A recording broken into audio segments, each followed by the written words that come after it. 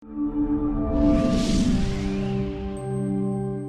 ദിവസം എനിക്ക് അങ്ങനെ ശീലമില്ലാത്തതിന്റെ ആയിരിക്കും, നമ്മൾ കുറച്ച് ദിവസമൊക്കെ ഇങ്ങനെ സീനൊക്കെ ഇങ്ങനെ ഷൂട്ട് ചെയ്തൊക്കെ പോയി ഒരു ഷോട്ട് എടുത്തപ്പോ ഞാൻ ആക്ച്വലി ആ ഒരു പ്രശ്നം മറന്നുപോയി. നമ്മൾ ആരും ഓർത്തില്ല, ഞാൻ മറന്നുപോയി.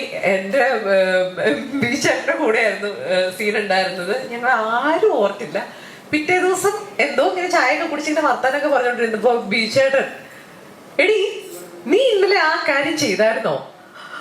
അപ്പൊ ഞാൻ അയ്യോ ഞാൻ ഓർക്കുന്നില്ല എന്ന് പറഞ്ഞു. അപ്പൊ ഉടനെ എഡിറ്ററെ വിളിച്ച് ചെക്ക് ചെയ്ത് നോക്കിയപ്പോ സംഭവം ചെയ്തിട്ടില്ല. എന്നിട്ട് അത് വീണ്ടും റീഷൂട്ട് ചെയ്യേണ്ടി വന്നു.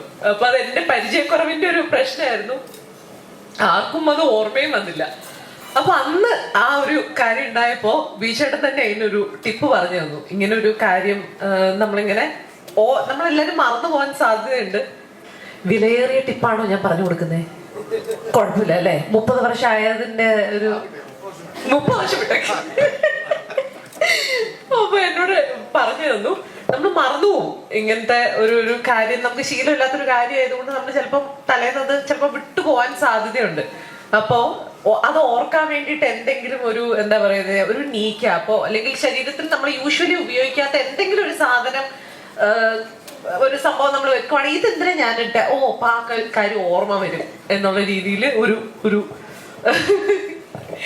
ഒരു ടിപ്പൊക്കെ എനിക്ക് പറഞ്ഞു തന്നു. അപ്പം പിന്നെന്താ പറയുന്നത്, ഇതെനിക്കൊരു ലേണിംഗ് എക്സ്പീരിയൻസ് തന്നെയായിരുന്നു എല്ലാം കൊണ്ടും. ഇവരുടെയൊക്കെ കൂടെ ബീജാറിന്റെയും ആസ്ഫിക്കിന്റെ കൂടെ ഒക്കെ മുമ്പ് വർക്ക് ചെയ്തിട്ടുണ്ട്. പക്ഷെ എന്താ പറയുന്നത്, ഈ ഒരു ടീം എന്ന് പറഞ്ഞപ്പോ ജിസ്റ്റേറിന്റെ കൂടെ ഒരു സിനിമ ചെയ്യുന്ന ഫസ്റ്റ് ടൈം ആയിരുന്നു.